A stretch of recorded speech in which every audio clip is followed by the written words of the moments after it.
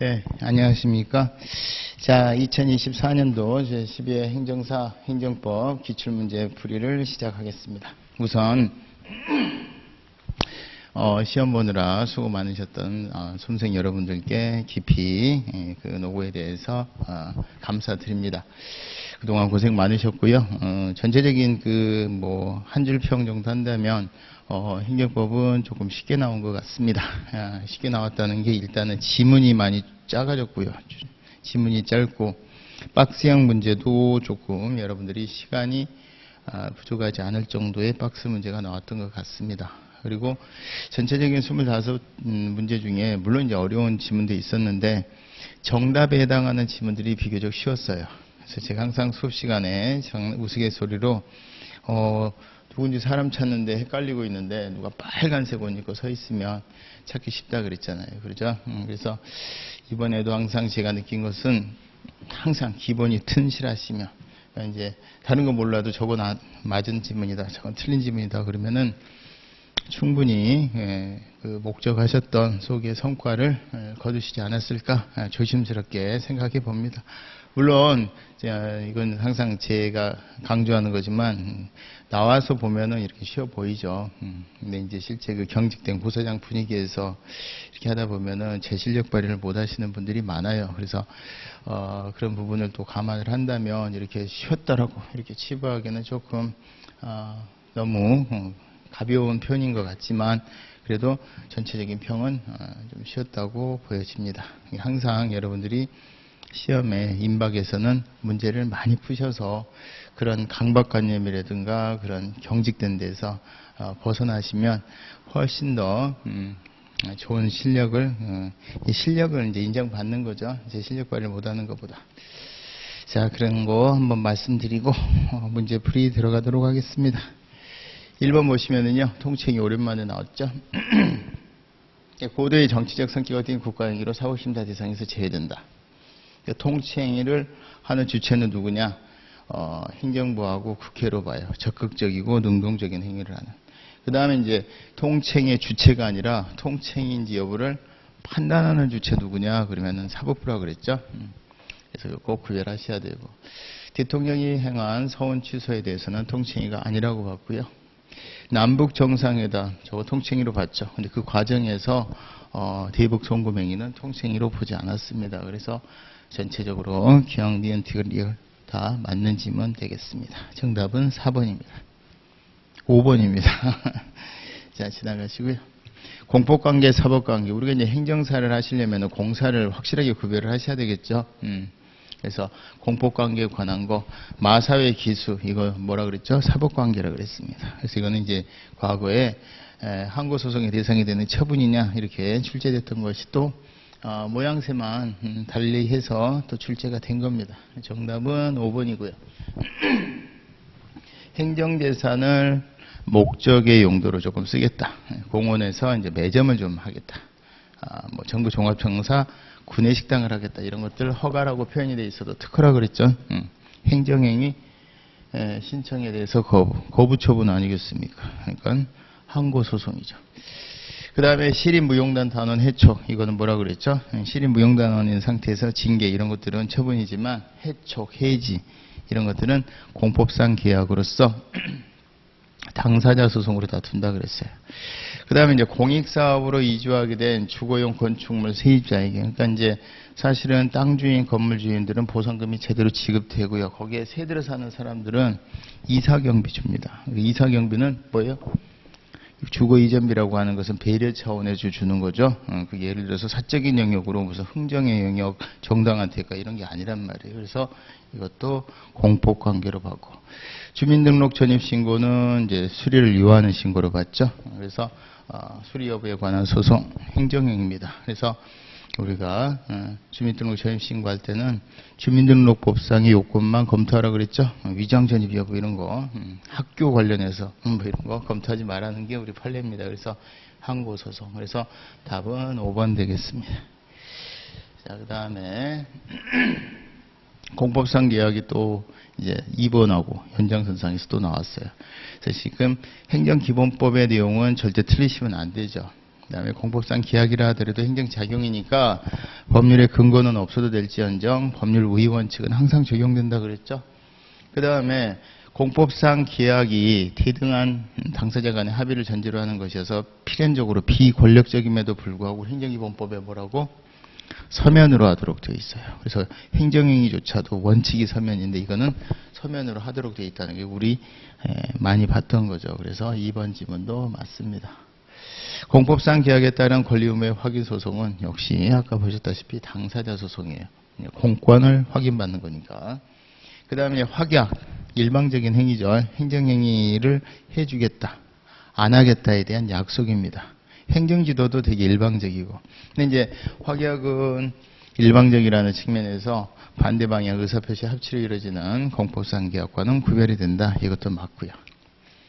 국가를 당사자로 하는 계약에 관한 법률, 여기 국가가 행정주체로서가 아니라 당사자라고 표현이 되어 있습니다. 그래서 이것은 뭐로 봤느냐? 사법상 계약으로 봤어요, 우리 판례가. 그래서 정답은 5번입니다. 실제 이제 5번 지문은 과거에도 한번 나온 것 같은데요. 비슷한 게 이런 부분에 대해서 1, 2, 3, 4가 되게 쉽잖아요. 그죠? 그래서 이런 것도 그렇게 좀 어렵지는 않지 않았나 이렇게 생각을 해봅니다. 자, 정답은 5번. 1번부터 3번까지가 다 5번이죠. 정답. 자, 그 다음에 4번. 행정규칙에 관한 설명으로 옳지 않은 것은 행정규칙은 특별한 사정이 없는 한 대내적인 효력밖에 없어요. 그래서 이제 내부적인 공무원들은 이 행정규칙 안 따르면 이제 징계 사유가 되겠죠. 따라서 이 행정규칙에 따른 처분이냐 아니냐. 그래서 행정규칙에 따랐다고 해서 그 처분이 적법하게 되는 것도 아니고 따르지 않았다고 해서 위법하게 되는 것은 아니에요. 행정규칙에 따른 처분, 이거는 이제 해당 공무원이 징계 안 당한다는 얘기고, 그 처분이 적법하냐 위법하냐는 여부는 행정규칙에 따랐냐 여부가 아니라 법률, 명령, 법규명령 거기에 부합했느냐 안 했느냐에 따라서 적법성 여부가 가려집니다. 따라서 이번처럼 행정규칙이 따랐다, 적법성이 보장되는 것도 아니고요. 그게 틀렸죠. 행정규칙에 위반했다고 해서 바로 위법이 되는 것도 아닙니다. 다만 행정규칙이라고 하는 것이 대외적 효력은 없지만 대내적인 효력이 있다 보니까 공무원들이 징계 안 당하려고 그 재량 영역에서 행정규칙에 따라서 계속 처분을 하게 되고, 그게 선례가 쌓이게 되면 자기구속범위라는 게 생겨요. 그죠? 그래서 그 이제 선례와 다르게 하면은 자기구속범위에 의해서 그 처분이 위법하게 되는 거는 될 수는 있겠지만, 그게 행정규칙에 안 따랐다, 재량규칙에 안 따랐다 해서 위법이 되는 것은 아니에요. 그래서 이 결론적으로 보면 1번부터 5번 지문까지가 쭉 이제 연관이 돼 있는 건데 정답은 2번이에요. 그리고 이것도 사실 2번 지문과 3번 지문이 모순된 지문입니다. 2번이 맞으면 3번이 틀릴 수밖에 없는 구도로 되어 있어요. 이런 것들은 출제하는 입장에서는 제발 좀 맞으세요 하고 출제하는 거예요. 이런 것들 틀려주시면 좀 곤란하다는 말씀 드리고, 정답은 2번 되겠습니다. 자, 그 다음에 행정의 효력, 불가증력에 대해서 좀 묻고 있는데요. 자, 불가증력의 효력이 있어 법령에 의한 불복기간이 경과를 했다. 당사자는 그 처분의 효력을 다툴 수가 없습니다. 다만 이게 이제 불가증력은 치유가 되는 효과는 없어서 다툴 수만 없지 그 위법성은 그대로 유지가 돼서 국가배상은 가능합니다. 연령 미달의 결격자가 타인의 이름으로, 지 형 이름이었죠? 운전면허 시험에 실제 응시 합격했어요. 운전면허 취소 사유죠. 취소 사유. 그리고 이 취소 사유에 해당하는 운전면허는 취소 권한이 있는 처분청이나 처분청 뭐 이제 본인이 이런 걸 위법을 초래했는데 위법하다고 막 가서 행정심판 행정소송으로 다툴 리는 없겠죠. 직권 취소되기 전까지는 효력이 통용이 돼요. 이걸 공정력이라 그러지 않습니까? 그래서 당연무효는 아니에요. 따라서 설사 이 면허증 가지고 운전하고 다니더라도 무면허 운전은 아닙니다. 다만 이 운전면허가 직권 취소되면은 소급해서 무효가 되기 때문에 비로소 그때 무면허 운전이 되는 거예요. 그래서 직권 취소가 되기 전까지는 아직은 당연무효는 아닙니다. 민사소송에 있어서 어느 행정처분의 당연무효 여부가 선결문제로 되는 것. 대표적인 게 부당이득 반환 청구 소송이죠. 그래서 민사법원 판사가 심사하려고 봤더니 그 처분의 유효성 여부에 따라서 부당이득이 되기도 하고 안 되기도 하는 선결 문제가 되는 거예요. 근데 그 행정행위가 보니까 위법이에요. 위법의 종류가 두 개가 있는데 하나는 취소 사유예요. 취소 사유는 민사법원 판사가 취소 권한이 없기 때문에 취소되기 전까지는 유효하다고 전제를 해야 되기 때문에 부당이득이 안 돼요. 그런데 위법인데 그 정도가 취소 사유를 넘어서 중대 명백한 하자가 있어서 누가 봐도 알 수 있을 정도의 보다 무효 사유예요. 만약에 이게 무효 사유다 그러면 민사법원은 이를 판단해서 당연 무효임을 전제로 판단할 수 있는 거냐? 할 수 있어요. 왜냐하면 무효 사유인 행정행위는 공정력이 없기 때문이고 무효인 행정행위는 취소 사유에 해당하는 행정행위를 취소 권한 있는 세 군데에서만 취소할 수 있는 것과 달리 누구나 무효라는 심리 판단을 할 수 있기 때문에 그렇습니다. 그래서 여기까지는 유효성 여부가 문제되는 건데 무효일 때는 무효임을 전제로 판단할 수 있다라는 지문이기 때문에 이 3번 지문은 맞는 거예요. 자, 그 다음에 4번 행정처분이 불복기간의 경과로 인하여 확정됐다. 그래서 이제 불가증력 같은 거를 불가변력과 더불어서 확정력이라고도 합니다. 존속력, 확정력이라고 하는데 처분의 기초가 된 사실관계나 법률적 판단이 확정되는 거냐? 그건 아니에요. 이 처분의 기초가 된 사실관계나 법률 판단이 확정되는 거. 이제 이거는 확실한 거야. 더 이상 따지기 없기. 이거는 뭐냐면 법원에서 이거는 이걸로 분쟁을 딱 종식시킬 때 나오는 말이에요. 그래서 이거는 이 뒷부분은 기판력에 이런 말이 나옵니다. 법원에서 이 소송을 심리하는 과정에서 그 분쟁을 이렇게 끝장을 냈다. 대법원에서 확정이 됐다. 그러면은 사실관계 법률적 판단이 확정되는 것으로 보는데요.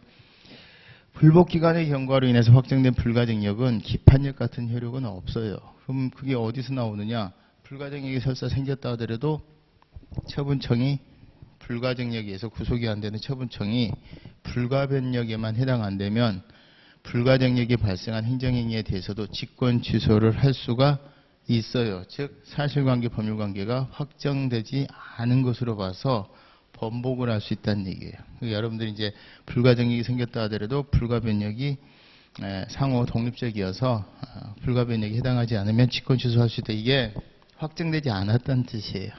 그래서 4번 질문은 틀렸습니다. 그 다음에 이제 원자력법에 따른 원자로 시설의 부지 사전 승인 처분은 이제 건설 허가라고 하는 본처분 나오기 전에 사전 결정 내지는 부분 허가라고 평가받는 독립된 행정행위입니다. 우리 판례는 사전적 부분 허가라는 표현을 쓰죠. 그래서 독립된 행정 처분이다. 그래서 요거 부지에 대해서 막 다투고 있다가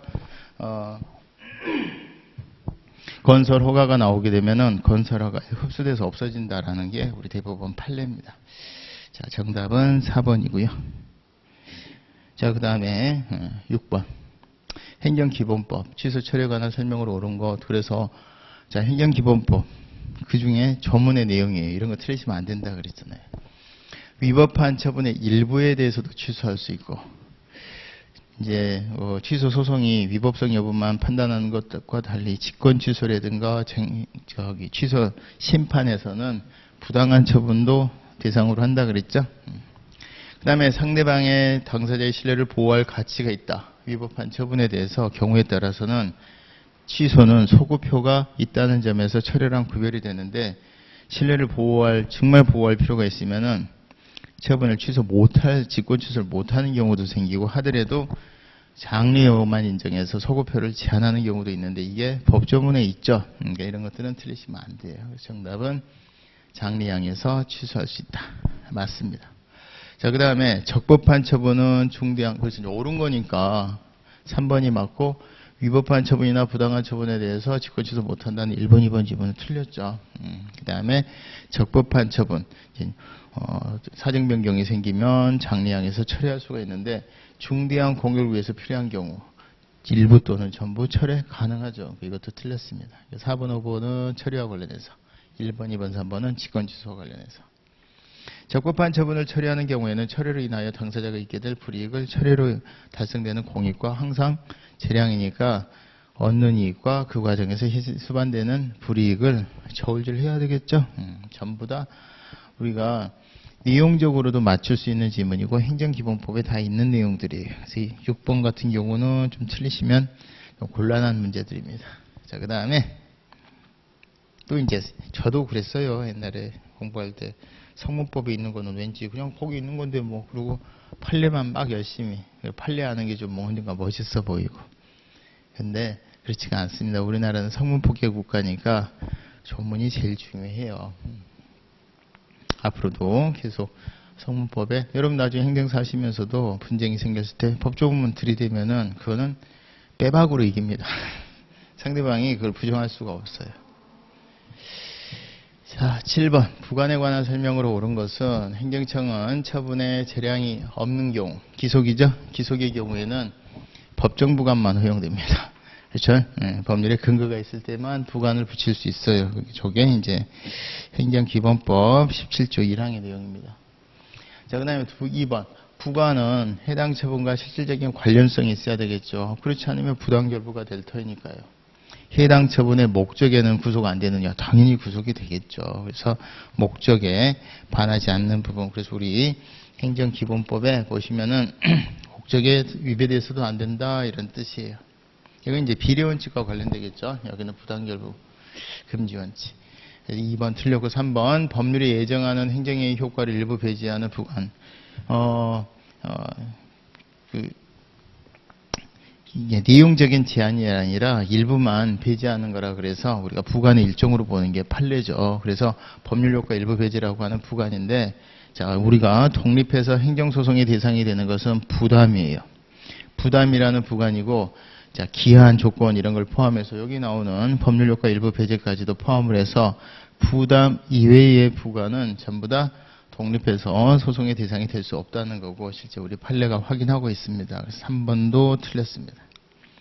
행정처분에 붙인 부담인 부관이 무효가 됐어요. 그런데 그 무효가 되기 전에 이미 경로당을 지어주기로 약속을 했다. 사법상의 법률행위, 계약이 체결됐다. 징역계약이.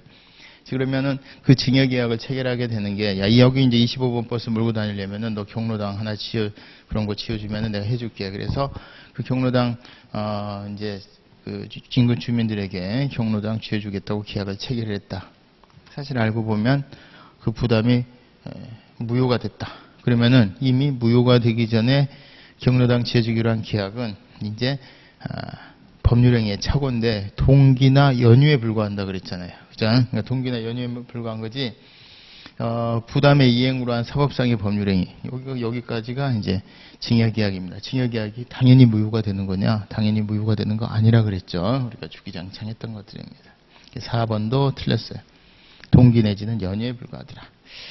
그 다음에 하천법상 하천부지 점용 허가는, 허가라는 표현이 있지만 뭐예요? 행정재산의 목적의 사용수익에 대한 허가니까 특허입니다. 특허는 우리가 재량으로 보통 이해를 하고 성질상 법률에 근거가 있어야만 붙이는 기속행위와 달리 부관을 붙일 수 있다는 게 행정기본법 내용이죠. 17조 2항. 그래서 우리가 전부 다 이제 옳은 것으로 한 거니까 조금 시간은 걸리지만 실질적으로 정답은 1번이죠. 그죠? 자, 그 다음에 8번 보겠습니다. 8번. 자, 건축 허가 신청을 했네요. 갑이 건축물을 신축하기 위해서 허가청 A에게 건축 허가를 신청을 했어요. 갑은 건축 허가를 신청하면서 산지 전용 허가도 받고자 하는데, 우리 행정위가 나면 항상 동그라미 치라 그랬죠. 건축 허가도 있고 산지 전용 허가도. 근데 건축법상 건축 허가를 받으면 산지 전용 허가가 의제가 되는 거예요. 그럼 주된 인허가는 뭐예요? 건축 허가. 예, 산지 전용 허가는 이제 의제되는 허가입니다. 자, 그러면 우리가 절차만 집중되니까 주된 인허가 의제는 일단 이게 이제 주체가 바뀌기 때문에 법률에 근거가 있어야 되고, 근거가 있다고 그랬죠? 건축법에. 그래서 이제 실체가 집중되는 건 아니기 때문에 갑은 건축 허가권자인 A에게, 자, 건축 허가에 관련된 서류뿐만이 아니라 산지 전용 허가에 필요한 서류를 함께 제출해야 됩니다. 절차만 집중되기 때문에. 대신에 이제 절차는 건축 허가상의 절차만 거치면 돼요. 자, 그런데 이제 우리 행정기본법에 보시면은 행정기본법 24조 3항에 보면 이제 주된 인허가 관청인 A가 그 서류를 산지 전용 허가 관련된 행정청에게 보내겠죠. 그 부분을 어떻게 표현하고 있느냐. 주된 인허가 행정청은 24조 3항입니다. 주된 인허가 행정청은 주된 인허가를 하기 전에 관련 인허가에 관하여 미리 관련 인허가 행정청과 협의하여야 한다. 이렇게 되어 있습니다. 행정기본법 24조 3항의 내용이죠. 그리고 이 의제되는 인허가의 주체인 B는 산지 전용 허가에 관한 법령을 위반하여 협의에 응해서는 안 된다라는 게 또 5항에 규정이 되어 있어요. 그러니까 2항하고 3항도 뭐예요? 우리 해석상으로도 그렇지, 거기다가 서류 보내서 거기서 오케이 사인 떨어져야지. 그리고 그 오케이 사인에 있어서 위법하는 거 해서는 안 되겠지. 이게 당연히 우리가 예정되는 거지만 행정기본법의 내용이에요. 그래서 2번, 3번도 맞습니다. 자, 그 다음에 A와 B 사이에 협의가 완료되면 의제가 되는 게 아니라 협의 결과 뭐가가 나오면요? 건축 허가가 나와야죠. 건축 허가가 나오면 그때 비로소 의제가 되는 것이지, 협의는 내부적인 그 결정에 불과한데 그때 의제 효과가 생기는 건 아니에요. 그래서 꼭 그럴싸하게 돼 있는데 협의가 되면이 아니라 협의 결과 건축 허가가 있게 되면 이렇게 돼야 되겠죠. 만약에 건축 허가가 있게 돼서 산지 전용 허가가 의제가 된다. 그러면은 건축 허가만 있는 거예요? 산지 전용 허가도 있는 거예요? 두 개가 다 있는 거예요. 제가 블랙핑크처럼 뒤에 숨어 있다 그랬잖아요. 다 있는 거예요. 그래서 B는 산지 전용 허가를 직접 한 것으로 봐서 필요한 조치도 다 취하도록 규정이 되어 있어요. 26조에. 근데 만약에 건축 인허가가 거부가 됐다. 건축 허가가 나오면 뒤에 산지 전용 허가가 숨어 있는 건데, 건축 허가가 거부됐다 그러면 산지 전용 허가 거부는 없는 거라고 그랬어요. 그러면은 결국 뭘 가지고 다투러 간다? 갑은 건축 허가 거부 처분을 들고 가서 다퉈서 실제 쟁점은 산지 전용 허가의 요건 충족 여부가 되겠죠. 이렇게 해서 일단락이 되는 거예요. 그래서 여기는 그럴싸한데, 요건 이제 협의가 되면 이게 눈에 안 띄었을 수는 있어요. 그래서 이 문제는 조금 어렵게 느끼지 않으셨으리라 좀 생각은 되지만, 그래도 저희가 충분히 준비를 했던 것에 비춰보면 좀 맞춰주시는 게 좋지 않을까 이런 생각해 봅니다. 실제 우리가 다 주된 인허가 의제에 대해서도 여러모로 우리가 접근을 준비를 해왔었잖아요. 정답은 3번입니다. 자, 그다음 9번 행정절차법 두 문제나 나왔습니다. 제가 항상 그랬잖아요. 행정절차법은 1.5개 나온다고. 근데 아예 대놓고 두 개가 나왔어요. 그죠? 그래서 1번에 보면은 행정청은 처분을 할 때 단순 반복, 경미한 처분으로서 당사자가 그 이유를 명백히 알 수 있거나, 그죠? 또 경우에 따라서 긴급하거나, 또 하나가 뭐겠죠? 다 원하는 대로 들어주거나, 이럴 때는 이유 제시를 안 해도 되는 예외 사유 3개가 있다 그랬잖아요. 원하는 대로 그대로 다 인정하는 처분, 단순 반복, 경미한 사항으로서 이유를 명백히 알 수 있는 경우, 긴급한 경우에는 이유 제시의 예외가 허용이 됩니다. 근데 여기 이제 그럼에도 불구하고 다 하라 그랬으니까 틀렸죠. 행정청은 처분에 오기가 있어서 직권을 정정을 했다. 당사자에게 통지하도록 되어 있죠. 그래서 이것도 틀렸습니다. 이거 옛날에 구급시험에 나왔을 때 애들 다 틀려가지고 오고, 저도 정답 없다 그랬던 지문인데 또 나왔네요. 행정청은 행정청의 편의가 아니라 신청인의 편의죠. 신청인의 편의를 위하여 신청인이 다른 행정청에 처분을 구하는 신청을 접수하게 할 수 있다. 그래서 이게 조금 어렵게 느껴지셨을 수는 있겠어요. 저희 그 보충 문제에 나왔던 거예요. 3번도 틀렸고. 행정청은 다수의 행정청이 관여하는 처분을 구하는 신청을 접수할 때는 서로 자기 관할 아니라고 미루면 안 되겠죠. 그래서 신속한 협조를 통해서 처분이 지연되지 않도록 해야 된다. 이건 4번은 어디서 틀린 부분을 찾을 수가 없잖아요. 그죠? 행정절차법 17조 7항의 내용이고, 그래서 이것도 사실은 나머지 지문들이 이런 게 좀 까다롭게 느껴지셨다 하더라도 정답 고르는 데는 좀 어렵지 않지 않았을까 하는 게 제 개인적인 생각입니다. 5번은 어디가 틀렸을까요? 행정청은 필요한 처분을 정하여 공표하는 것이 해당 처분의 성질상 현저히 곤란하다. 그럼에도 불구하고 공표해야 되는 거냐? 공표의 예외 사유죠. 행정절차법 20조 3항. 성질상 현재의 곤란하거나 공공의 안전복리를 현재 해치는 것을 인정할 만한 상당한 이유가 있을 때는 공표하지 아니할 수 있다. 이렇게 되어 있습니다. 그래서 정답은 4번이 되겠습니다. 자, 그 다음에 10번.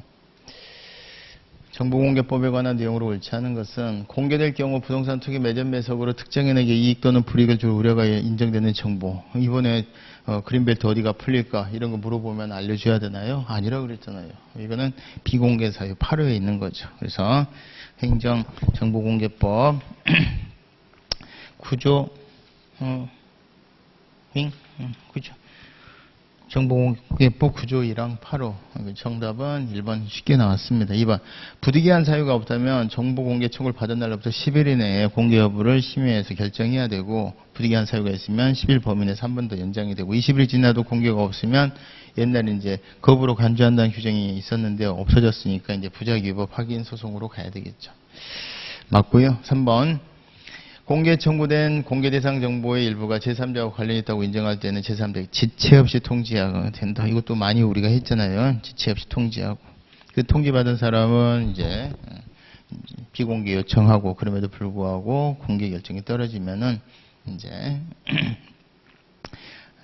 다툴 수 있죠. 그리고 이 다툴 수 있도록 30일간의 여유도 준다 그랬습니다. 자, 그 다음에 공공기관은 정보공개를 결정한 경우에 해당 청구인의 사본의 교부를 요구할 때는 이를 교부해야 된다. 그렇죠? 사본의 교부를 요구할 때는 사본의 교부를 사본을 주도록 되어 있습니다. 13조 2항. 그 다음에 정보공개 청구는 처음에 만들어졌을 때는 서면으로 정보공개 청구서로만 하도록 되어 있습니다. 중간에 법 개정으로 말로서도 할 수 있도록 바뀌었다 그랬죠? 정답은 1번입니다. 자, 그래서 이번에는 성문법의 내용을 물어보는 것들이 굉장히 많았어요. 그리고 지문이 비교적 짧았습니다. 여러분들이 그렇게 제 개인적인 생각으로는 막 시간에 막 쫓기는 거, 물론 이번에 처음 보신 분들은 좀 쫓겼겠지만 그간에 다른 시험과 비교를 해서는요, 지문이 그렇게 긴 편은 아니었던 것 같아요. 정답은 1번입니다. 그 다음 이제 행정절차법의 청문에 대해서 나왔는데요. 다수 국민의 이해가 상충되는 처분을 할 때 청문 주재자를 2명 이상으로 선정할 수 있도록 이게 법 개정으로 이게 하나 들어왔죠. 그래서 이제 청문 주재자가 2 이상으로 선정될 수도 있다. 그 다음에 이제 청문은 당사자가 공개를 신청하더라도 제3자의 정당한 이익을 현재 해칠 우려가 있는 경우에는 공개돼서는 안 된다. 제3자 보호의 필요성이 있어서 그렇죠. 청문 주재자는 직권으로 그 경우에도 당사자 등이 주장한 사실에 하나요. 제가 기억 안 나면 뭐라 그랬어요? 직권 또는 당사자 신청을 세트라고 그랬잖아요. 근데 여기 보니까 직권으로만 가능하대잖아요. 그리고 직권으로 할 때도 그냥 본인 스스로 하는 게 아니라 당사자가 주장한 사실에 대해서 직권으로, 이런 개념이잖아요. 이거 틀린 거죠. 그러니까 청문 주재자는 당사자 신청이 있거나 직권으로 가능합니다. 그러면 당사자 신청이 있는 경우에는 당연히 당사자가 주장한 거겠죠. 그럼 직권으로 할 때는 당사자가 그래도 어느 정도 주장한 것에 주장하지 않은 것에 대해서도, 이게 우리 법 전문이에요. 그래서 우리 행정절차법의 내용을 보면은 청문 주재자는 직권 또는 당사자 신청에 따라 조사를 할 수 있으며 당사자 등이 주장하지 아니한 사실에 대해서도 조사할 수 있다, 이런 거예요. 그래서 3번이 틀렸습니다. 그 다음에 이제 청문 주재자는 필요하다고 인정할 때는 필요한 문서 제출을 요구할 수가 있고요. 그 다음에 청문을 통해 알게 된 경영상의 비밀을 정당 이유 없이 누설해서는 안 된다. 그러니까 우리가 이제 행정절차법의 내용이긴 하지만 그간 안 다뤄왔던 자기 구석지에 있는 것들을 물어봤지만 내용이 뭐 거의 우리 상식을 막 깨는, 깜짝 놀라는 그런 것들이 아니라 우리 상식으로도 어느 정도 편안하게 시간적 여유를 주면 맞출 수 있는 지문들이었던 거예요. 정답은 3번입니다. 자, 그 다음에 질서위반행위 규제법의 내용. 과태료 재판은 결국 이제 법원에서 이제 결정을 하게 되면은 검사가 집행을 합니다. 신분에 의해서 성립하는 거, 2 이상이 하면은 둘 다 신분범으로 처벌하고요. 그 다음에 신분에 의해서는 이제 성립하는 질서위반행위. 그러니까 예를 들어서 제가 이제 질서위반행위가 아니라 범죄로 예를 들어드렸잖아요. 그러니까 뇌물죄에 대해서 공무원인 남편의 뇌물죄에 공무원이 아닌 아내가 가담을 하면 같이 처벌한다고 그랬잖아요. 그래서 신분이 없는 자가 가담할 때는 신분이 없는 자에 대해서도 질서위반 행위가 성립한다. 이게 진정신분이라고 그랬죠. 그 다음에 이제 신분에 따라서 가중이 되거나 감경되거나 뭐 처벌 조각 사유가 되는 이런 것들에 대해서는 보통 살인죄인데 같이 죽였는데 한 친구만 아버지를 죽였다고 그 친구만 존속살인죄로 가중처벌을 받는다 그랬잖아요. 그래서 부진정 신분. 그래서 신분에 의해서 가감이 되는 경우에는 개별 책임. 신분에 의해서 성립하는 이런 진정 신분은 연대 책임 그랬잖아요. 그리고 틀렸죠. 질서 위반 행위가 성립이 됩니다. 그 다음에 질서 위반 행위 후 법률이 변경돼서 위반 가벼워지거나 위반 해당되지 않게 되면은 이게 혜택을 주는 거라 그랬죠? 신법을 적용한다 그랬어요. 소급에서. 소급은 유리한 소급이니까 허용이 되는 거고 그 유리한 소급이 형법에도 있고 질서위반행위규제법에도 있고. 그 다음에 이제 대한민국 영역 안에서 인정이 되는 건데 대한민국 영역 안에 있는 사람들은 다 해당이 돼요. 치해법권자 빼고. 그러니까 이제 우리가 이제 속지주의인데 그럼 대한민국 밖에 LA에 가가지고서 담배꽁초 버리는 그건 속인주의에 의해서 확장이 되죠. 그래서 대한민국 국민은 적용이 됩니다. 그다음에 하나의 행위가 둘 이상의 질서 위반 행위에 해당한다. 하나의 행위라는 게 상상적 경합이라고 그랬죠. 그래서 칼로 찔렀는데 예를 들어서 우리 형법에서 사람도 죽고 옷에도 빵꾸가 났다. 살인죄로만 처벌한다 그랬잖아요. 그래서 가장 중한 과태료를 부과한다. 이게 상상적 경합. 하나의 행위로 일타쌍피. 각자의 행위가 샤워하고 있는 애를 칼로 찔러서 죽이고 옷까지 불태우면 두 개로 두 개를 합산한다 그랬죠. 실체적 경합. 하나의 행위로 두 개 이상이 해당하면 이거는 보다 제일 무거운 거로 처벌한다 그랬죠. 질서벌에도 똑같이. 그래서 5번 지문하고 2번 지문 우리가 이제 같이 대비를 했던 것들인데 2, 3, 5 이 자체를 놓고 보면은 질서위반행위규제법에서 제일 어려운 내용들이에요. 물론 이제 질서위반행위규제법의 내용들이고, 근데 우리가 이해하기 제일 어려운 것들인데 우리가 수업 시간에 쭉 해왔던 것들입니다. 그래서 역시 좀 편안하게 하셨으면 쉽게 고르실 수 있었을 거예요. 정답은 2번입니다. 자, 그 다음에 13번. 이거는 이제 행정기본법에 있는 행정상 강제집행수단의 정의에 대해서 물어보는 겁니다. 그래서 행정청이 의무자의 신체나 재산의 실력을 행사해서 이 긴급이라는 말 없잖아요. 그죠?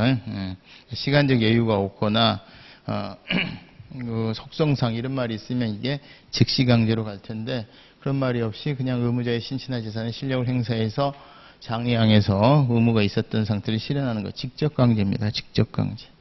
그 다음에 뭐 대집행은 여러분 잘 아시다시피 대체적 자기 의무. 이행강제금은 주된 비대체적 자기 의무나 부자기 의무에 대해서 주로 하는 거고, 물론 이제 대체적 자기 의무에 대해서도 하는데 이것은 돈으로 실현하는 거죠. 여기 돈이란 말 없죠. 강제징수는 금전 급부 의무 또는 금전 납부 의무 불이행일 때 이렇게 나와야 되겠죠. 그래서 이것은 이제 주는 문제예요. 3번. 이제 아마 조금 실력 되신 분들은 3번하고 5번에서 헷갈리셨을 때 5번은 즉시강제는 시간적 여유가 없거나 그 다음에 의무를 명하여서는 목적을 달성할 수 없는 속성상 이런 말이 나와야 됩니다. 그래서 제가 불났는데 그 차 치우고 들어가는 거랑 그 다음에 세무조사 제가 예를 들었잖아요. 그래서 정답은 3번으로 하시면 되겠습니다. 국가배상에 대해서 나왔는데요. 국가배상법 2조의 직무행위는 국회에서 법률을 만드는 입법작용이라든가 법원에서 판사들이 판결을 하는 사법작용도 다 포함이 된다 그랬죠. 근데 가급적이면 정말 엉터리 재판, 엉터리 입법만 아닌 이상에는 웬만해서는 위헌법률 심판이라든가 상소제도로 해결을 하는 게 원칙이고, 다만 상소를 할 수 없는 헌법재판관들이 우리 이제 그 헌법소원이라고 하는 게 우리 취소소송이랑 똑같이 안날로부터 90일 있은 날로부터 1년 안에 해야 되는데 기간을 준수해서 헌법소원을 제기했는데 헌법재판관들이 각하해버리는 게 있었다 그랬죠. 그때는 이제 그 전속보장으로 실현할 수가 없는 상소로 어떤 해결할 수가 없는 부분이어서 국가배상을 인정한 예도 있다 그랬어요. 그러니까 이 직무에는 입법작용, 사법작용도 당연히 포함이 됩니다. 다만 인정되기 위해서는 정말 악랄한 입법, 악랄한 재판이어야 된다 그랬죠. 그 다음에 이제 국가가 배상 책임을 이행을 했다. 구상할 수가 있는데 이 구상은 공무원이 정말 나쁜 놈이어야 된다 그랬잖아요. 그래서 어떤 공무원이어야 된다? 고의 내지는 고의에 준할 정도의 중대한 실수를 행한 공무원이어야 되는데 경과실은 아니라고 그랬잖아요. 2번이 틀렸습니다. 그래서 경과실 공무원에 대해서는 구상할 수도 없고요. 직접 대외적 책임을 인정하지도 않습니다. 그 다음에 민법 756조의 사용자 책임은 최선을 다했으면 빠져나갈 구멍이 있다 그랬잖아요. 선임 감독상에 최선을 다하면 빠져나갈 수 있는 면책 조항이 있는데 우리 국가배상법은 그런 게 없다는 점에서 훨씬 더 피해자의 보호에 더 좋은 제도다 이렇게 얘기를 했고요. 758조의 공작물 책임도 마찬가지예요. 국가배상법 5조에는 면책 조항이 없습니다. 그리고 국가배상법 5조에서 면책되려면 불가항력이 있어야 돼요. 불가항력. 이런 일반적인 나는 최선을 다했어 이런 정도의 면책 조항은 민법과 달리 없습니다. 그 다음에 이제 부작위와 국가배상 책임이 인정되기 위해서 이 부작위가 되려면은 법률상 의무가 있음에도 불구하고 안 해야 되잖아요. 그러니까 그 의무는 성문법상의 의무냐 조리상의 의무냐 둘 다예요. 그러니까 성문법상에 이건 꼭 해라 그런데 안 했어. 그러면 그 이제 위법한 부작위가 되는 거고, 물론 이제 정보공개법 같은 데는 공개 의무가 있다라고 딱 명문 규정이 돼 있잖아요. 근데 안 했어. 그러면은 그게 위법이 되는 거고, 할 수 있다라고 돼 있는데도 불구하고 영어로 수축됐는데 안 했어. 그러면 뭐가 되죠? 조리상에 의해서도 성립될 수 있다. 그러니까 거부처분과 부작위는 성문법, 불문법상에 의해서도 성립될 수가 있습니다. 그 다음에 이제 국가배상법 5조에서 영전물이 사실상 관리, 이 말이 뭐라 그랬어요? 불법 점유라고 그랬죠. 그러니까 불법 점유가 막 쫓아내고 강제 점유하고 이런 게 아니라, 원래 이제 국가가 도로를 내면, 원래 이제 도로를 국가 땅으로 한 다음에 내는 게 원칙인데, 수용을 해서 돈이 조금 딸리면은 사유지를 빌려서 도로를 낸다 그랬잖아요. 그래서 이것을 공공사용이라고 그러죠. 이제 공공사용을 하는 도로 같으면은 그 땅은 소유자는 사인이에요. 그러니까 사유. 하지만 지금 도로로 쓰이고 있으니까 사유공물이 되죠. 그러면 사유공물을 쓰고 있는 한에는 국가가 그 사인에게, 소유자인 사인에게 사용료를 지급을 해야 되는데 사용료가 연체되고 있다. 이걸 뭐라 그래요? 그걸 불법점유라 그래요. 민법상. 그리고 사실상 관리라고 한단 말이에요. 그러니까 월세 따박따박 내면서 관리하던 도로에서 사고 난 것뿐만이 아니라 월세가 밀려가지고 지금 불법 점유하고 있는 그 도로에서 사고가 나도 도로인 이상 국가는 관리 주체로서 책임진다. 그 얘기를 하고 있는 거죠. 그래서 사실상 관리하고 있는 공물도 포함한다. 이것도 우리가 대비를 했던 거예요. 그래서 5번은 맞고, 그래서 정답은 여기죠. 경과실 공무원에게 구상할 수 있다. 틀린 지문이 되겠습니다. 자, 그 다음에 15번 한번 보실까요? 갑의 건축허가 신청에 대해서 관할군수 갑은 거부 처분을 했습니다. 거부 처분에 무효 사유에 해당하는 하자가 있네요. 쟁송으로 다투려고 한다고. 그럼 거부 처분 무효 확인 심판도 제기할 수 있고, 거부 처분 무효 확인 소송도 제기할 수가 있어요. 그래서 1번도 맞고 2번도 3번도 맞아요. 자, 무효 확인 소송을 제기하면 취소 소송과 다른 게, 소송 요건에서는 제소기간 준수할 필요가 없고 필요적 전치 사유를 하더라도 거칠 필요가 없어요. 그 다음에 본안에서는 입증책임이 취소소송에서는 반반으로 나뉘는 데 반해서, 입증책임 분배되는 데 반해서 입증책임 원고가 독박 쓴다 그랬잖아요. 원고 책임서. 그래서 3번도 맞습니다. 그 다음에 지금 이제 소송 같으면은 거부 처분에 대해서는 취소심판, 취소소송, 무효확인 소송으로만 가야 되지만, 행정심판은 거부 처분에 대해서 의무이행 심판도 부작이나 거부 처분을 둘 다 가능하도록 되어 있으니까 이번처럼 의무이행 심판도 가능합니다. 1번, 2번, 3번 맞고요. 그 다음에 이제 무효 확인 소송을 제기했다. 행정소송법상 취소소송의 사정 판결은 취소소송에서만 인정이 되죠. 그리고 제가 무효 확인 소송, 무효 사유에 대해서는 정말 중대 명백한 하자 있는 행정에 해놓고 사정을 받을 이거는 파렴치한 부탁이라고 해서 인정 안 된다 그랬잖아요. 그러니까 4번도 맞고. 자, 무효 선언을 구하는 의미의 취소 소송은 실제 재판이 끝날 때 보니까 무효였던 거죠. 근데 제소 당시에는 뭐로 한 거예요? 일단 취소해달라고 제기를 한 거죠. 그러면 형식이 뭐로 제기가 된 거다? 취소 소송으로 제기된 이상 무효 확인 소송에는 없는 제소기간 준수라든가 필요적 전치사항이면 그거 고쳐야 되는 거냐? 자, 무효인지 아닌지는 재판 끝나봐야 아는 거니까 입구 단계에서는 취소소송을 제기한 이상 제소기간도 준수해야 되고 필요적 전치사항이면 필요적 전치도 해야 된다 그랬죠? 여기가 틀렸습니다. 그래서 5번이 틀렸어요.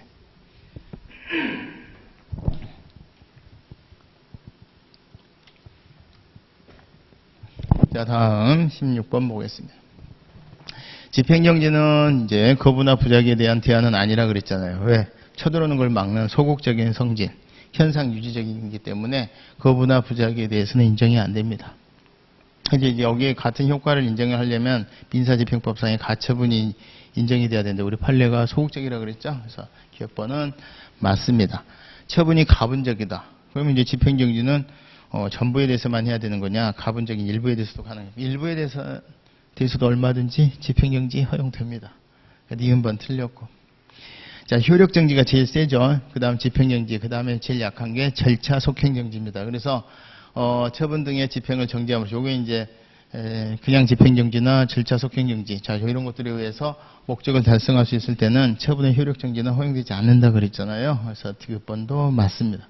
기억 디귿번 맞고 니은번 틀렸고, 집행정지 결정에 관한 즉시 항고에는 결정의 집행을 정지하는 효력이 인정된다. 그러니까 지금 집행정지 결정을 내렸어요. 근데 거기에 대해서 처분청이 항고를 했어. 그러면은 법무 1심 법원에서 판결한 즉시 항고의 효과가 또 정지가 돼서 집행정지 결정이 없는 상태로 계속 항소심에서 진행될 때까지 지금 계속 쳐들어갈 수 있느냐? 안 돼요. 그래서 효력이 인정되지 않습니다. 그래서 니은하고 리을이 틀렸죠. 자, 옳은 거니까 뭐예요? 기억하고 디귿. 이렇게. 여러분 항상 공가위 하라 그랬지? 그러니까 옳은 거 동그라미 치고 가위, 가위 이렇게 해서 체크를 해야지. 다 풀어놓고 여기로 하신 분들은 이제 폭망하는 거죠. 정답은 2번 되겠습니다. 자, 그 다음에 17번. 직접 처분과 간접관, 요거 조금 까다로웠어요. 그죠? 그래서 요거 이제 조문을 꼼꼼히 검토하신 분들이 이제 맞출 수 있었던 건데, 거부 처분 취소 심판의 경우. 자, 여러분들이 그 해설에 한번 보시면은요, 행정심판법에, 행정심판법 49조의 재결의 기속력. 그래서 기속력에 대하고, 자, 50조의 직접 처분이 있는데, 제 50조의 직접 처분 보시면은 행정심판위원회가 49조 3항에도 불구하고 이래요. 49조 3항이 뭐냐면은 이행재결이 있을 때입니다. 이행재결. 그러니까 취소심판이라든가 이런 게 아니라 뭐 무효확인 심판이 아니라 이행재결이 있을 때, 그런데도 불구하고 처분을 하지 아니하는 경우에는 당사자가 신청하면 기간을 정하여 서면으로 시정을 명하고 그 기간에 이행하지 아니하면 직접 처분을 할 수 있다고. 직접 처분의 대상이 되려면 49조 3항에 의해서 이행재결이 있어야 돼요. 그래서 여기에 이 인용재결이 처분 명령재결 하라고 명령된 이행재결일 때 행정심판위원회는 직접 처분을 할 수가 있는 거고, 취소심판 같은 경우에 간접적인 해석기간 재처분을 그 부분에 대해서는 직접 처분이 인정이 되질 않아요. 그 해석상. 그래서 1번하고 2번이 바뀌었어요. 거부 처분 취소 심판의 경우에는 직접 처분이 안 되고요. 조금 이제 간접 강제로 가야 됩니다. 그 다음에 이행 명령 재결이 있는데 안 한다. 그러면은 간접 강제도 할 수 있고 직접 처분도 할 수가 있어요. 그래서 1번하고 2번이 바뀌어서 틀렸고요. 그 다음에 행정심판위원회는 중간에 사정 변경이 있어서 당사자가 신청을 하면 간접 강제 내용을 변경할 수도 있습니다. 그래서 이 부분에 대해서는 50조의 이 제4항에 나와 있어요. 50조 2사항에. 그리고 여기서 당사자가 신청이 있으면. 그 다음에 그래서 변경을 할 수가 있습니다. 근데 여기는 지금 없다고 되어 있으니까 틀렸죠. 그 다음에 행정심판 청구에는 간접강제 결정에 불복을 한다. 행정소송을 제기할 수 있다. 사실은 1번, 2번이라든가 이런 되게 까다로운 건데 4번이 너무 쉬워요. 그죠? 간접강제 결정에 불복을 하면 당연히 행정심판의 중간 결정에 불복을 하면 그 부분에 대해서 다툴 수 있다고 되어 있습니다. 정답은 4번이고요. 5번은 간접강제 결정에 기초한 강제 집행에 대해서 행정심판법에 특별한 규정이 없는 사항이 지금 강제 영역이에요. 강제예요. 그렇기 때문에 행정기본법이 아니라 민사집행법이 준용이 됩니다. 그래서 이것도 행정심판법의 내용인데 행정심판법의 내용을 좀 꼼꼼하게 출제를 해서 이거는 조금 심도가 깊은 출제였어요. 다만 여기서도 보시면은 정답을 어떻게 쓰든지 좀 쉽게 해서 보여주려고 노력을 많이 하고 있어요. 그래서 제가 이거 제일 난이도가 어려웠던 문제 아닌가 싶습니다. 정답은 4번입니다. 자, 그 다음에 18번. 관할 시장이 2월 5일 날 갑에 대해서 1,000만 원의 과징금 부과 처분을 했습니다. 원처분이죠. 그 다음에 이제 2월 6일 날 처분서를 수령을 했는데 이제 과징금 부과처분 취소 심판을 제기를 했는데 4월 23일 날 700만 원으로 감액하는 일부 취소 제기를 해서 4월 24일 날 재결세 정보원이 송달됐습니다. 근데 나는 이제 700만 원도 못마땅해. 그래서 취소되지 않고 남아있는 부분, 700만 원도 위법하다고와 취소소송을 제기할 때 이 취소소송에 700만 원이 깎인 1000만 원이냐, 생 700만 원이냐, 깎인 1000만 원으로 봐요. 그러니까 700만 원으로 감액된 2월월자 과징금 부과 처분으로 보는 거죠. 그럼 요거랑 그 첫 번째 그냥 생 그 700만 원이냐, 이거 뭐라 그랬어요? 피고가 누구냐가 달라진다 그랬잖아요. 깎인 1000만 원으로 보니까 피고가 소송으로 갈 때 관할시장 A가 되는 거고 여기 행정심판위원회가 되는 게 아니라 그랬어요. 다만 관할시장 A를 상대로 소송을 제기하는 깎인 1000만 원으로 보다 보니까 그 깎인 1000만 원은 처음에 여기 나왔었잖아요. 근데 행정심판을 거치는 동안 지금 2달 반, 3달 가까이 기간이 연체됐잖아요. 그래서 제소기간만큼 어떻게 해준다? 재결서 정본을 송달받은 때를 기점으로, 즉 처분서를 수령한 시점이 아니라 재결서 정본을 송달한 시점을 기준으로 요때부터 1년 혹은 요게 이제 재결서 정본이 송달된 것을 알았으면 그때부터 90일 이렇게 되는 거예요. 그래서 1번이 700만 원으로 감액된 2월 5일자 과징금 부과처분. 그래서 피고는 누가 된다? 관할시장 A. 그 다음에 제소기간은 뒤로 미뤄져서 4월 26일 기준점이 돼서 저때부터 1년 안에 제기하게 된다. 그래서 정답은 1번이 되는 거예요. 이것도 우리가 몇 번 다뤄봤던 내용들입니다. 자, 근데 이제 지문이 많으면 시간 안에 이건 풀기는 조금 어려웠을 것 같아요. 1분 안에. 근데 좌우지간 그랬습니다. 자, 그 다음에 19번 공무원 신분관계. 여기도 강론이 되게 좀 쉽게 나왔어요.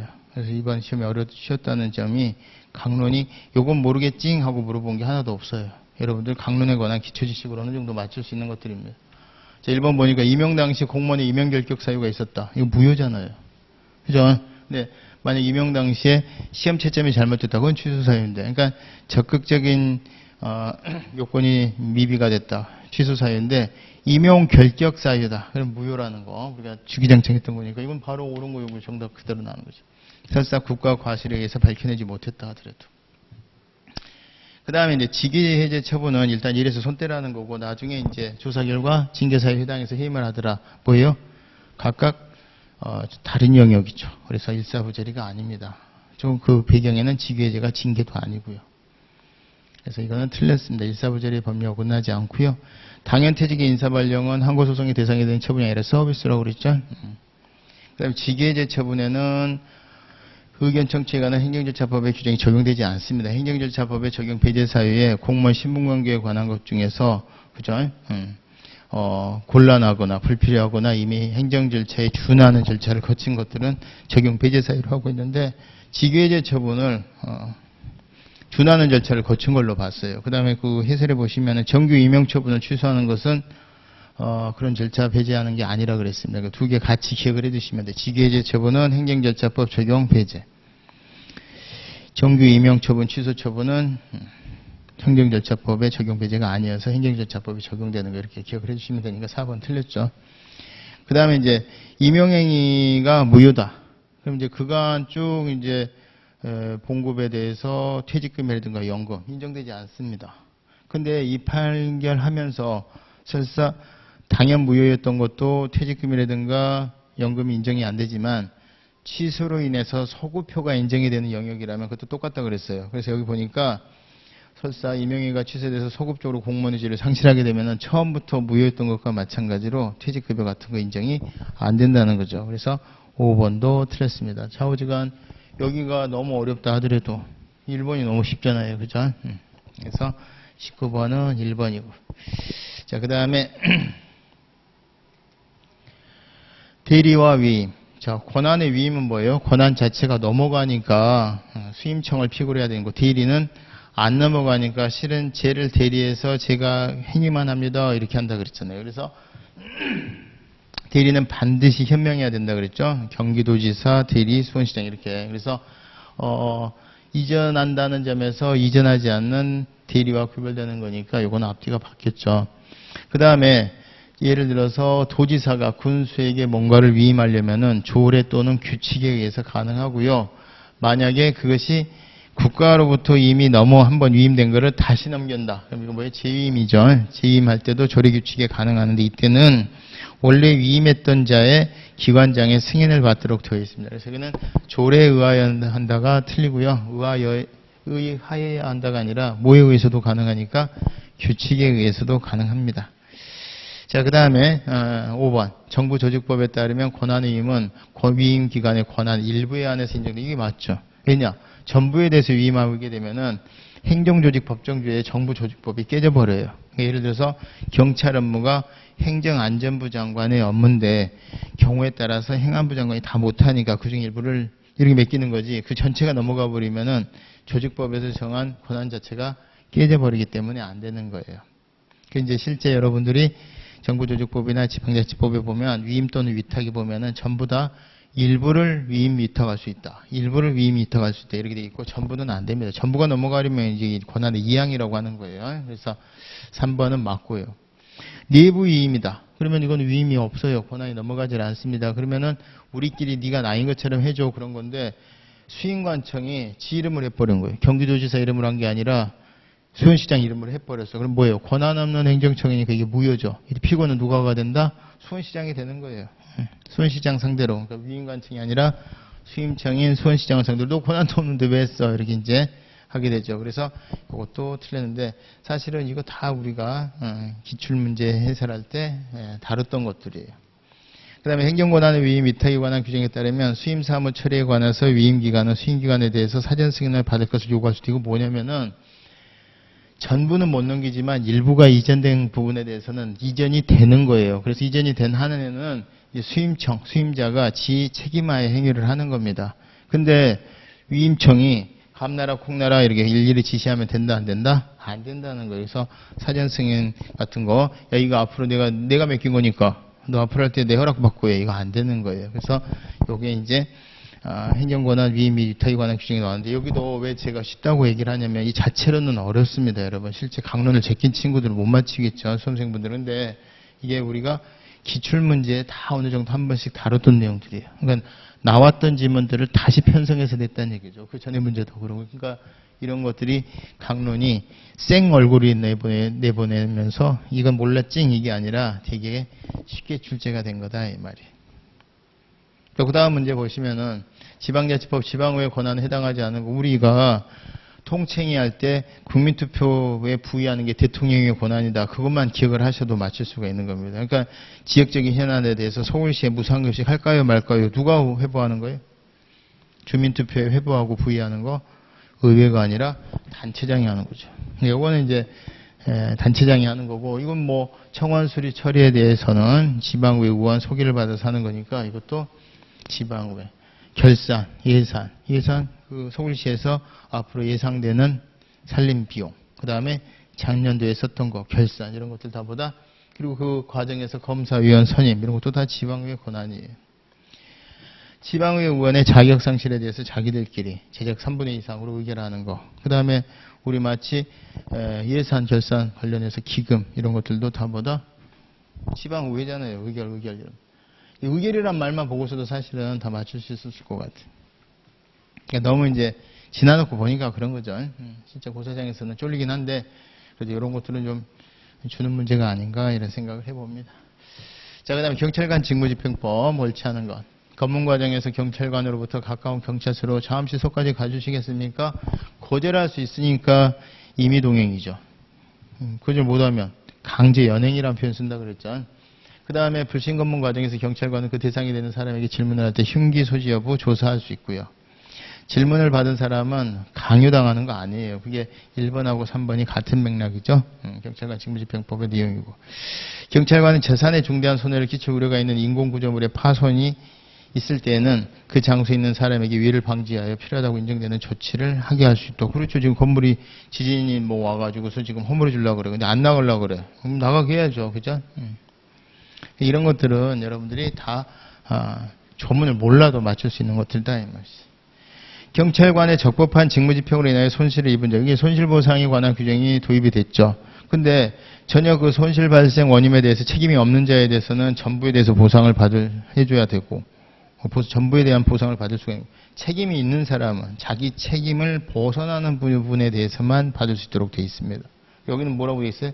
책임이 있는데도 불구하고 전부 다 준다 이렇게 되어 있잖아요. 그러니까 5번이 틀린 거죠. 그래서 행정법에 관한 기본적인 마인드를 가지고 접근을 하면 충분히 경찰관 직무집행법의 내용을 숙지를 안 하고 암비를 안 하셨어도 맞출 수 있게끔 출제자의 배려가 많이 느껴지는 부분이긴 합니다. 그래서 이것도 정답은 5번이에요. 5번. 자, 그 다음에 23번 보겠습니다. 공물에 관한 설명으로 옳은 것은 공공용물이죠. 공공용물. 뭐예요? 공공은 우리가 누구나 다 쓰는 거죠. 근데 이제 도로를 일반 사용, 보통 사용, 자유 사용, 수수료가 없습니다. 그러니까 사용료 납부해야 된다. 이게 틀렸죠. 물론 예외적으로 사용료를 받는 경우도 있어요. 근데 그거는 예외죠. 예를 들어서 뭐 옛날 우영우 변호사도 보니까 뭐 어디 절 앞에 지나가는데 통행료 받던데 그런 것처럼 어떤 특별하게 어떤 보호라든가 재정이 충당이 필요가 한 그런 부분 혹은 그 우영우 변호사에서처럼 뭔가 돈을 받으면 사람들이 자주 안 갈 거 아니에요. 그 보호의 필요성이 있는 그런 특정한 경우에는 사용료를 붙이는 경우도 있지만 우리가 일반적으로 도로 다닐 때 사용료 내지 않잖아요. 그죠? 1번 틀렸고 2번. 내 앞 도로는 아무래도 내가 더 직접적인 이해관계가 있어서 그걸 권리화해 주는 게 인접된 인접 주민에게 인정되는 고양된 일반 사용권이라고 하는 건데 이거는 그 내가 마당을 쓴다는 전제에서 인정되는 거라고 그랬죠. 공물을 사용하지 않고 있다. 수십 년째 부재지주다. 인정되지 않습니다. 그래서 2번은 틀렸고. 행정재산이 공용 폐지됐다. 그럼 이제 일반 재산화 된 거죠. 그럼 일반 재산은 시효취득의 대상이 되는 거죠. 이제 시효취득의 대상이 되는 일반 재산이다라는 입증 책임은 누가? 자기에게 유리한 사실이라고 보여지는 시효취득을 주장하는 자고 시효취득을 막는 국가가 아니라는 얘기죠. 3번이 정답입니다. 하천저명허가 아까 나왔죠? 그러니까 하천저명허가는 뭐다?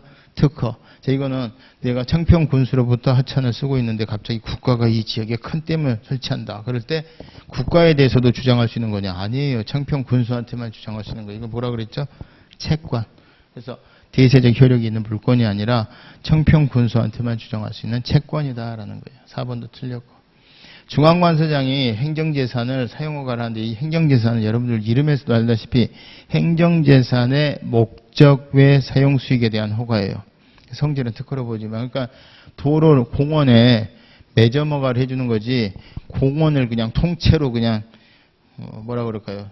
북한산 국립공원을 그냥 매점으로 써라. 이건 안 되지. 그러니까 반드시 행정재산의 사용허가를 할 때는 행정재산의 목적에 뭔가 도움이 되거나 저해하지 않는 범주 내에서만 해야 되는 거예요. 그걸 우리가 이제 특별한 제한이라고 표현하고 있는데 우리 법조문에는 뭐라고 되어 있죠? 법조문에 예설 보시면은 국유재산법 30조 1항에 보면은 공용, 공공용, 기업용 재산은 용도나 목적에 장애가 되지 않는 범위 내에서만 허가하도록 되어 있고요. 보존용 재산은 보존 목적에 수행한 필요한 범위 내에서만 하도록 되어 있습니다. 그러니까 특별한 제한이 본래 목적을 제외하지 않는 범위 내라는 것이 항상 딸려 있는 거예요. 오히려 더 필요하거나. 그래서 5번도 틀렸습니다. 그래서 여기서 정답은 이제 3번인데 이것도 3번도 과거에 다 기출지문화 됐던 것들이에요. 자, 그 다음에 24번도 그냥 똑같게 나와버렸죠. 변상금. 사용허가. 그러니까 우리가 행정재산은 사용허가를 받아야 되고 일반재산은 대부계약을 통해서 쓸 수 있는 권리가 생기는 건데 그런 것이 없이 무단으로 썼다 이 말이에요. 국가 소유 재산을 사용 수익하거나 점유한 자에 대해서 국가가 부과하는 금액 뭐예요? 변상금이죠. 과징금. 행정법상의 의무 불이행으로 인해서 취득한 가격 담합 같은 거 했을 때 그 불법적 이익을 뺏어가는 조치고요. 경우에 따라서 영업정지나 영업취소에 가름해서 하는 본래적금의 과징금이 아니라 변형된 과징금도 있고 이행강제금은 여러분 잘 아시다시피 비대체적 자기의무나 부자기의무 불이행자에 대해서 이행을 시키는 다만 오늘날에는 건축법에서는 대체적 자기의무에 대해서도 인정되는 그 다음에 과태료는 뭐예요? 행정질서벌이죠. 그 다음에 부담금은 일정한 용도에 따라서 그 원인을 제공하거나 원인으로 해서 이익을 받는 특정 집단에 대해서 특정 목적을 위해서 특정 집단에 대해서 부과되는 돈. 그거를 부담금, 분담금, 부과금 다 같은 말이죠. 이제 변상금은 이제 무단 점유자에 대해서 뭐 지하철 공짜로 타는 애들에게 30배 때려 30배 때리는 돈 변상금. 그리고 지하철 요금도 따로 받죠. 부당이득 따로 병행해서 들어갑니다. 변상금. 자, 그 다음에 공익사업을 위한 토지 등의 취득 및 보상에 관한 법률. 여기 나오면은 뭐 손도 못 댄다 그랬는데 이번에는 뭐예요? 손 댈 수 있게끔 나왔어. 이런 게 뭐예요? 강론의 탈을 쓴 총론 문제라는 얘기죠. 보시면 뭐예요? 사업인정. 우리 했잖아요. 국토교통부 장관이 공익사업으로 인정해준 거 특허라 그랬잖아요. 설권적 행정으로서. 그 다음에 그 사업인정을 받은 애가 협의를 해보고 협의가 안 되면은 결국은 토지수용위원회에 재결해 주세요 하고 가는데 그게 행정심판 재결이 아니라 원처분이라 그랬잖아요. 수용 재결을 하고 그 수용 재결에 대해서 이의신청을 중앙행정심판, 중앙토지수용위원회로 가는데 그 이의신청이 아니라 그게 행정심판이라고 그랬잖아요. 그래서 공익사업을 위한 토지 등의 취득 및 보상에 관한 법률에서는 토지수용위원회가 하는 수용 재결이 원처분이고 이의신청이 행정심판 청구다. 이렇게 우리가 배웠던 거 여기 나왔잖아요. 그러니까 이런 거는 행정심판의 결과를 재결이라고 하는데 공익사업을 위한 토지 등의 취득 및 보상에 관한 법률에서 용어를 이상하게 쓰고 있더라. 그거 물어보는 거잖아요. 그러니까 이거는 강론의 타를 쓴 총론 문제인 거예요. 정답은 4번이고 그 다음에 이제 2번 보니까 사업인정에 불가정력이 발생했다. 당연무효가 아닌 한 사업인정이 하자를 이유로 수용재결의 취소를 구할 수 없다. 이거는 하자승계론입니다. 하자승계는 우리가 기억 안 나면 뭐라 그랬어요? 하자승계 다 부정된다고 그랬잖아요. 그리고 그 부정되는 것 중에 꼭 기억해야 되는 게 직위해제와 직권취소. 직위해제와 직위해제한 다음에 직권면직. 죄송합니다. 직위해제한 다음에 직권면직. 그 다음에 두 번째로 꼭 여력이 되면 사업인정과 수용재결 외우라 그랬잖아요. 이것도 총론 문제입니다. 그 다음에 사업인정은 사업인정이 고시된 날로부터 효력을 발생한다. 요게 이제 공익사업을 위한 토지 등의 취득 및 보상에 관한 법률, 줄여서 토지보상법이라고 하는데 거기에 있는 내용이에요. 요거는 이제 몰랐다 하더라도 요게 너무 쉽죠. 5번 수용재결 효과. 수용재결의 효과는 뭐예요? 당사자간의 협의가 성립이 안 되거나 불가능할 때 토지수용위원회가 강압적으로 해주는 거잖아요. 그래서 그 토지수용위원회 수용재결이 뭐냐? 조건부 수용이에요. 그러니까 보상금이 지급되거나 또 보상금을 지급을 안 받으려고 하면 그 보상금의 지급이 법원에 공탁되는 것을 조건으로 해서 소유권이 이전되는 거예요. 법률의 규정에 의해서 이전되는 거니까 여러분들 민법에서 말하는 187조에 의한 민법 187조에 의한 이전입니다. 등기 없이 이전이 되는 거예요. 그리고 그 부분에 대해서 우리가 뭐라 그런다? 그 전에 은행에 주렁주렁 달려있던 거 싹 등기부 깨끗하게 돼서 넘어가는 거예요. 무슨 취득이에요? 승계취득이 아니라 원시취득이란 말이에요. 원시취득. 그러니까 민법에서 말하는 187조의 법률의 규정에 의한 부동산의 소유권 취득으로서 원시취득이다라고 하는 겁니다. 그러니까 이런 것들은 사실은 이 토지보상법에 저 구석 짓는 내용 이거 모르겠징 하고 내는 게 아니라 뭔가를 섞은 것 같지만 결론적으로 보면은 충분히 한 번이라도 그 부분에 대해서 관심을 갖고 봤던 수험생들은 이제 맞출 수 있게끔 출제를 한 거란 말이에요. 근데 제가 개인적으로는 전년, 예년 출제 문제에 비춰봤을 때 훨씬 더 체감 온도가 좀 낮다 이렇게 생각을 하는 겁니다. 물론 이제 수험생 여러분들은 에이씨 자기는 안 봤으니까 그렇지 이렇게 하실 수 있겠지만 쭉 해왔었던 평가로 보면 강론 부분이 되게 쉽게 출제가 됐고요. 그 다음에 정답이 의외로 두드러지게 좀 쉬운 정답들이 많았습니다. 그래서 이번에 아마 제가 항상 수업할 때 그러잖아요. 행정법 공부하실 때 수험생 여러분들 보면 맨날 막 울잖아 진짜. 막 울어. 근데 제가 그거 충분히 공감이 되죠.